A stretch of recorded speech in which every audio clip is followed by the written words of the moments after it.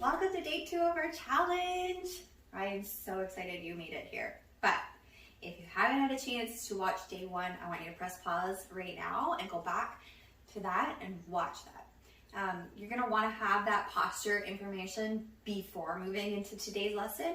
And if you did watch yesterday's video, be sure that you've headed into the Facebook group and dropped your homework under the day 1 post for my feedback. So that way you can move forward into this next couple of days knowing what your postural limitations are, so we can work through them together and get some really wonderful expert given feedback. So this is your opportunity to get that help and insight into how your posture may be making your core weaker or not get as strong as you would like, or general clues as to why you have aches and pains and misfirings in your system. So be sure to do that homework. Now, today we are going to be taking the next step up from our foundation, cracking the next code. And what are we talking about today? It's like one of my favorite topics because it really affects everything from top to bottom. And that is breathing as a foundation for improving your systems. It's a whole mouthful. But this is such an important step in recovery, and one that I see people just kind of over. We take 21,000 breaths a day. Why do I need to care about breath work? Why do I need to care about this? Let's discuss, because it's so important.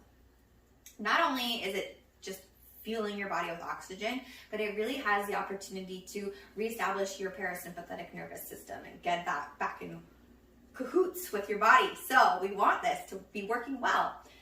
So I'm always really excited to see women like yourself jump in, take this step, and implement it right away.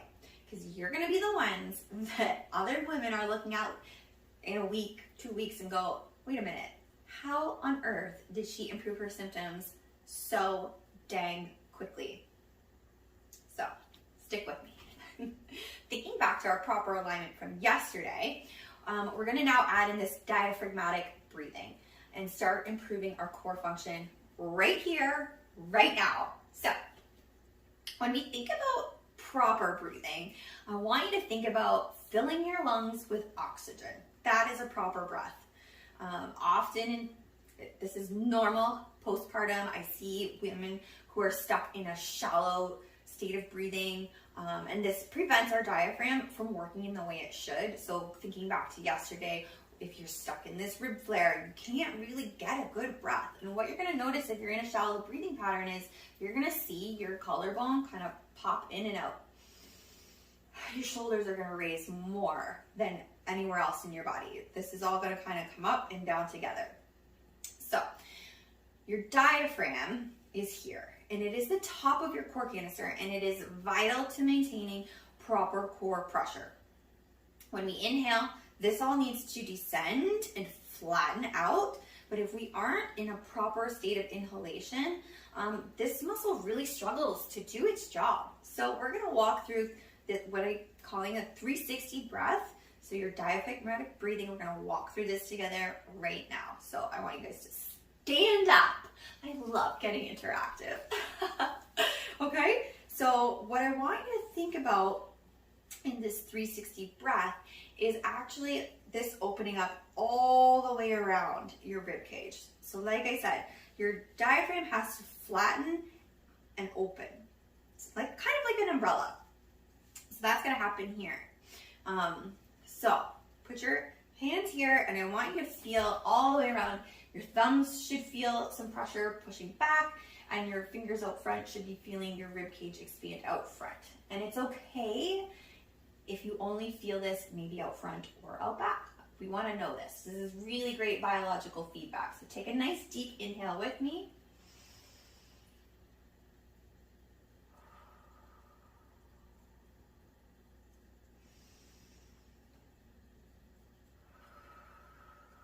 So you'll see everything opens up in conjunction together.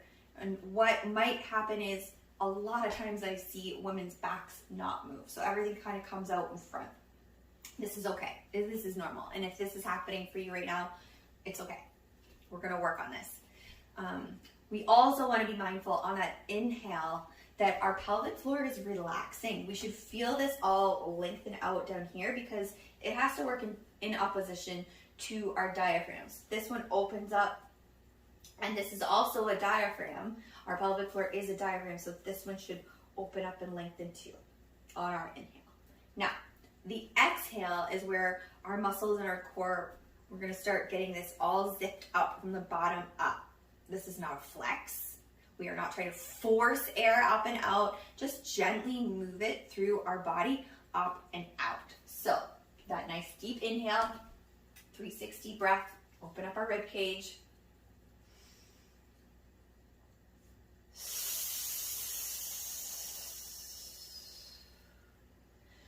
So what you're gonna notice on that exhale is these transverse abdominal muscles, so your TVA, they act as a corset, and they're gonna help bring these two muscle bellies of your rectus abdominis together. That's your six-pack muscle. Your TVA muscles, they're connected at these bony landmarks again and all the way around into our spine. So they're literally our corset muscles. So on that exhale, we're gonna go through this one more time. We're gonna take a nice deep inhale in, open everything up, and exhale.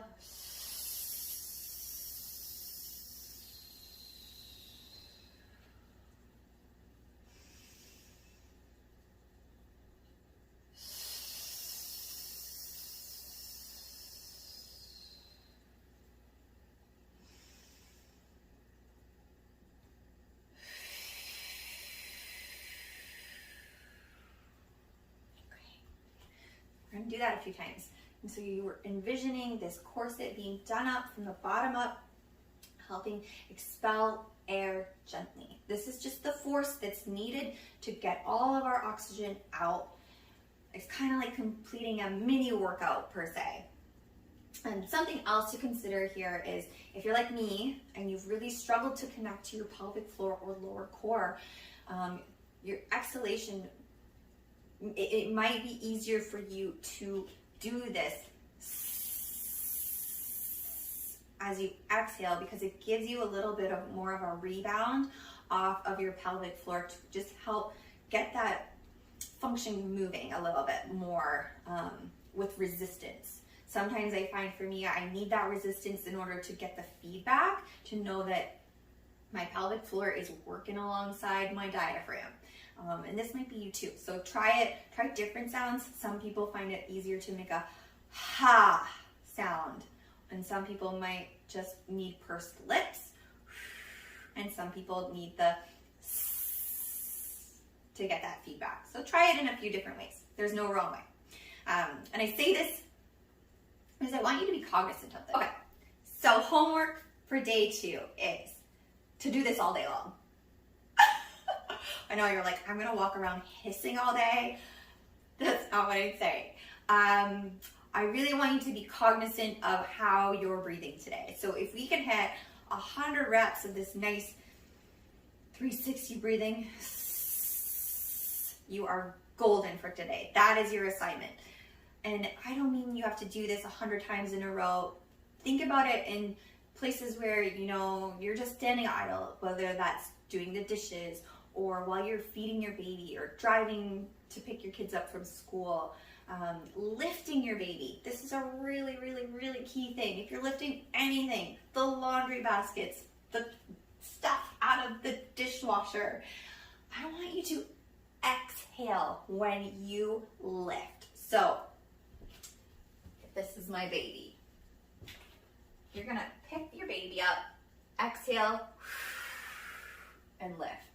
Start your exhale before you start the lift, but this is just gonna help you release that pressure in your system. And you're gonna notice, like if you're like me and you have an issue with leaking, stress urinary incontinence, which we're gonna get more into in depth in my 6-week core connection program.